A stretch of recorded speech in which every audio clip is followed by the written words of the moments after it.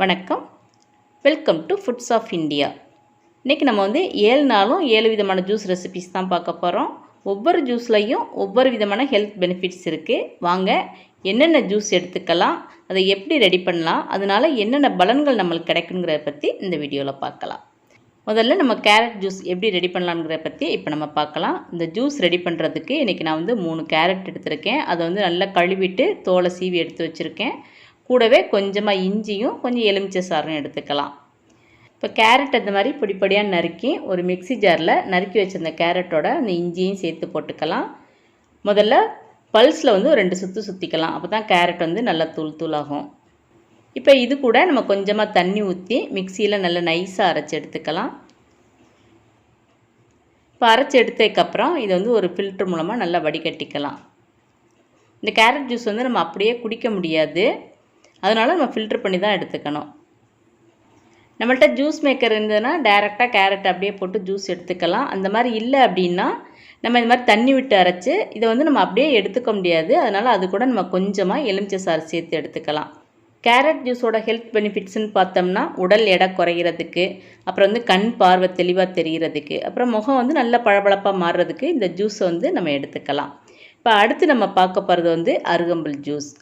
அதை எப்படி ரெடி பண்ணலான்னு இப்போ நம்ம பார்க்கலாம். இது புல் வகையை சேர்ந்ததுனால இதை நம்ம டைரெக்டாக அப்படியே அரைச்சி எடுத்துக்கக்கூடாது. அதனால இதை நம்ம வேக வச்சு தான் எடுத்துக்கணும். நான் இப்போ தேவையான அளவு அருகம்புல் எடுத்து வச்சுருக்கேன். அது கூட நான் 2 வெத்தலையும் கொஞ்சமாக துளசி அப்புறம் கொஞ்சமாக மிளகு இது எல்லாத்தையும் நான் எடுத்துக்கிறேன். இதில் நம்ம சேர்க்குற அந்த துளசி, மிளகு, வெத்தலை எல்லாத்துக்கும் நிறைய ஹெல்த் பெனிஃபிட்ஸ் இருக்குது. இது ஆப்ஷனல் தான், தேவையில்லைன்னா இது நம்ம போட வேண்டாம். இப்போ ஒரு பாத்திரத்தில் நம்ம தேவையான அளவு தண்ணி எடுத்துக்கலாம். நான் ஒரு 3 கப் அளவுக்கு தண்ணி எடுத்துக்கிறேன். இப்போ இதில் நான் எடுத்து வச்சுருக்கேன் இந்த அருகம்புல், வெத்திலை, மிளகு எல்லாத்தையும் போட்டு நல்லா கொதிக்க விட்டுக்கலாம். இந்த தண்ணியில் இந்த அருகம்புல்லோட சாறு நல்லா இறங்கி தண்ணியோட கலர் நல்லா க்ரீன் கலராக மாறி வரும். அது வரைக்கும் இதை நம்ம நல்லா கொதிக்க விட்டுக்கலாம். இப்போ அருகம்புல் நல்லா கொதித்து அந்த சாறு எல்லாம் தண்ணியில் இறங்கிருச்சு. இப்போ நம்ம அடுப்பை ஆஃப் பண்ணிவிட்டு இதை நல்லா வடிகட்டி எடுத்துக்கலாம். அருகம்புல்லுக்கு நிறைய மருத்துவ குணங்கள் இருக்குது. நம்ம இதில் முக்கியமாக சொல்ல வேண்டியது நோய் தொற்றுலேருந்து நம்மளை பாதுகாக்கும். அப்புறம் உடல் எடை குறையணும்னு நினைக்கிறவங்க, டயட்டில் இருக்கவங்க இந்த அருகம்புல் ஜூஸை அடிக்கடி எடுத்துக்கலாம். 2வது நாள் ஜூஸ் ரெசிபி நம்ம பார்த்தாச்சு. இப்போ அடுத்து 3வது நாள் என்ன ஜூஸ் எடுத்துக்கலான்னு இப்போ நம்ம பார்க்கலாம். 3வது நம்ம பார்க்குறது கருவேப்பிலை ஜூஸ். இப்போ கருவேப்பிலை ஜூஸ் எப்படி ரெடி பண்ணுறதுன்னு பார்க்கலாம். இதுக்கு தேவையான அளவு இளம் கருவேப்பிலையை எடுத்துக்கணும். இப்போ இது கூட நம்ம கொஞ்சமாக தயிர் ஊற்றிக்கலாம். விருப்பப்பட்டால் இது கூட கொஞ்சம் ஜீரகமும் சேர்த்துக்கலாம். இப்போ ஜூஸுக்கு தேவையான அளவு நம்ம தண்ணி ஊற்றி இதை நல்லா நைஸாக அரைச்சி எடுத்துக்கலாம். உங்கள்கிட்ட அம்மி இருந்துச்சுன்னா அம்மியில் நல்லா நைஸாக அரைச்சி எடுத்துக்கலாம். அந்த மாதிரி இல்லை அப்படின்னா நம்ம மிக்ஸி ஜாரில் போட்டு நல்லா நைஸாக அரைச்சிட்டு இதை வடிகட்டி எடுத்துக்கணும். இப்போ நல்லா நைஸாக அரைச்சாச்சு. இதை நம்ம வடிகட்டி எடுத்துக்கலாம். கருவேப்பிலை ஜூஸோட ஹெல்த் பெனிஃபிட்ஸ் என்னென்னு பார்த்தோம்னா, முடி கொட்டாமல் முடி நல்லா அடர்த்தியாக நீளமாக வளரும். அப்புறம் கண் பார்வை சீராக தெரியும்.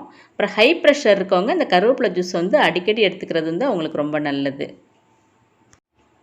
இப்போ 3வது நாள் ஜூஸ் ரெசிபி நம்ம பார்த்துட்டோம். அடுத்து 4வது நாள் என்ன ஜூஸ் எடுத்துக்கலாங்கிறத இப்போ நம்ம பார்க்கலாம்.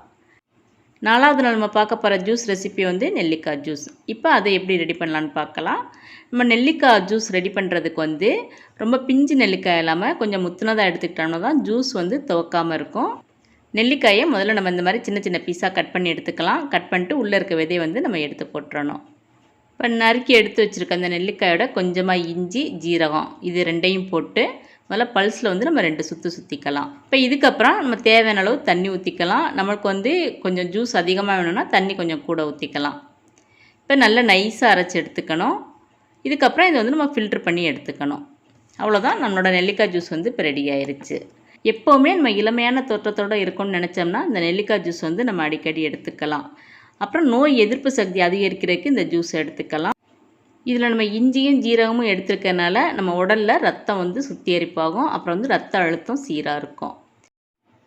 இப்போ 5வது நாள் நம்ம பார்க்க போகிறது ட்ரை ஃப்ரூட்ஸ் நட்ஸை வச்சு ஒரு ஸ்மூத்தி ரெசிபி.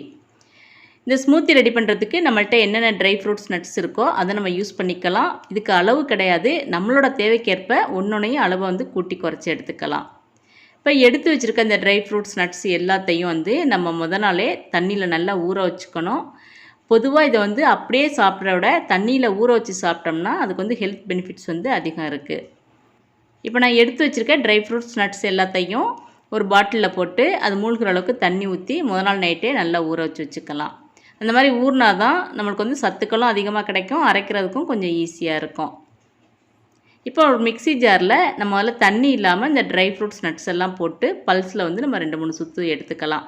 அப்போ தான் அந்த பேரிச்சம்பழம் அந்த பாதாம் பருப்புலாம் கொஞ்சம் நல்லா அரைப்படும். இப்போ பல்ஸில் இந்த மாதிரி அரைச்சதுக்கப்புறம் நம்ம அந்த ஊற வச்ச தண்ணியை எடுத்துக்கலாம். இதை அப்படியே நம்ம ஜூஸாக குடிச்சிக்கலாம். இல்லைனா இது கூட நம்ம வந்து கொஞ்சமாக பால் ஊற்றியும் இந்த ஸ்மூத்தி ரெடி பண்ணிக்கலாம். நான் வந்து இப்போ 1 கப் அளவுக்கு பால் ஊற்றிக்கிறேன். இப்போ இது எல்லாத்தையும் சேர்த்து மிக்சியில் வந்து நல்லா நைஸாக அரைச்சி எடுத்துக்கலாம். இது வந்து வடிகட்டணுங்கிற தேவையெல்லாம் கிடையாது, அரைச்சி நம்ம அப்படியே எடுத்துக்கலாம். இப்போ இதனோட ஹெல்த் பெனிஃபிட்ஸ் அப்படின்னு பார்த்தோம்னா ஒவ்வொரு ட்ரை ஃப்ரூட்ஸ் நட்ஸுக்கும் ஒவ்வொரு விதமான ஹெல்த் பெனிஃபிட்ஸ் இருக்குது. குறிப்பிட்டு சொல்லணும் அப்படின்னா இதயத்துக்கு வந்து ரொம்ப நல்லது. அப்புறம் குழந்தைங்களோட ஞாபக சக்தி திறனை அதிகரிக்கிறதுக்கு இந்த ஸ்மூத்தியை நம்ம எடுத்துக்கலாம். நோய் எதிர்ப்பு சக்தியை அதிகரிக்கும். அப்புறம் கெட்ட கொலஸ்ட்ரால் அளவு வந்து குறைக்கிற தன்மை இந்த ஜூஸுக்கு இருக்குது. 6வது நாள் நம்ம பார்க்க போகிற ஜூஸ் ரெசிபி வந்து சங்குப்பூ ஜூஸ். சங்குப்பூக்கு வந்து நிறைய மருத்துவ குணங்கள் இருக்குது. முதல்ல இதை எப்படி ரெடி பண்ணுறதுன்னு நம்ம பார்த்துடலாம்.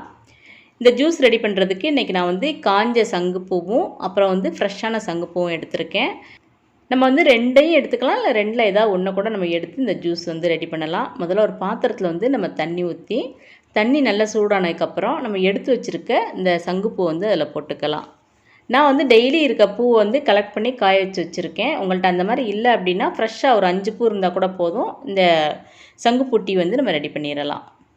இந்த சங்குப்பூவோட சாறு எல்லாம் தண்ணியில் நல்லா இறங்கி அந்த தண்ணியோட கலர் வந்து நல்ல ஒரு ப்ளூ கலராக வரும். அது வரைக்கும் இதை நம்ம வந்து நல்லா கொதிக்க விட்டுக்கணும். இப்போ சங்குப்பூவோட சாரெல்லாம் தண்ணியில் நல்லா இறங்கி தண்ணி வந்து நல்லா ப்ளூ கலர் ஆயிடுச்சு. இப்போ நம்ம அடுப்பை ஆஃப் பண்ணிவிட்டு இதை வந்து வடிகட்டி எடுத்துக்கலாம். சங்குப்பூவோட ஹெல்த் பெனிஃபிட்ஸ் அப்படின்னு பார்த்தோம்னா இளநரை வராமல் தடுக்கிறதுல பெரும் பங்கு இந்த சங்குப்பூக்கு இருக்குது. அதே மாதிரி குழந்தைங்களுக்கு வந்து நல்ல ஞாபக சக்தி பெறுகிறதுக்கும் பெண்களுக்கு வந்து இந்த கர்ப்பப்பை சம்மந்தமான நோய்கள் வராமல் தடுக்கிறதுக்கும் பெரும் பங்கு இந்த சங்குப்பூவில் இருக்குது. சங்குப்பூ எங்கே கிடைச்சாலும் மிஸ் பண்ணாமல் நம்ம எடுத்து இந்த மாதிரி காய வச்சுக்கலாம். அப்படி இல்லைன்னா ஃப்ரெஷ்ஷாக கூட நம்ம இந்த டீ போட்டு ரெடி பண்ணிக்கலாம். 7வது நாள் நம்ம பார்க்க போகிற ஜூஸ் ரெசிபி வந்து ஏபிசி ஜூஸ். இதுக்கு வந்து ஆப்பிள், பீட்ரூட், கேரட் தேவைப்படும். நான் வந்து இது கூட கொஞ்சமாக நெல்லிக்காயும் சேர்த்துக்கிறேன். அப்போ தான் அந்த ஜூஸ் வந்து ஒரு கரும்பு ஜூஸ் குடிக்கிற ஃபீலிங் நம்மளுக்கு கிடைக்கும். இந்த 4 பொருளும் ஒரே நேரத்தில் நம்மளுக்கு கிடைக்கல அப்படின்னா ஆப்பிள் மட்டும் இருக்குன்னா ஆப்பிள் ஜூஸை எடுத்துக்கலாம், பீட்ரூட் இருக்குன்னா பீட்ரூட் ஜூஸு, கேரட் இருந்தால் கேரட் ஜூஸ், அப்படி இல்லை நெல்லிக்காய் தான் இருக்குது அப்படின்னா நெல்லிக்காய் ஜூஸ் கூட எடுத்துக்கலாம். இது 4ம் கிடைச்சதுன்னா நம்ம ஏபிசி ஜூஸே ரெடி பண்ணிடலாம். இப்போ இது எல்லாத்தையும் நம்ம தோல் சீவிட்டு பொடி பொடியாக நறுக்கி எடுத்துக்கலாம். இந்த ஏபிசி ஜூஸ்க்கு வந்து பீட்ரூட் வந்து அதிகமாக போட்டக்கூடாது. இதில் வந்து ஒரு 1/4 பாகம் அளவு தான் எடுத்துக்கணும். எப்போவுமே பீட்ரூட் வந்து பச்சையாக அதிகமாக எடுத்துக்கக்கூடாது.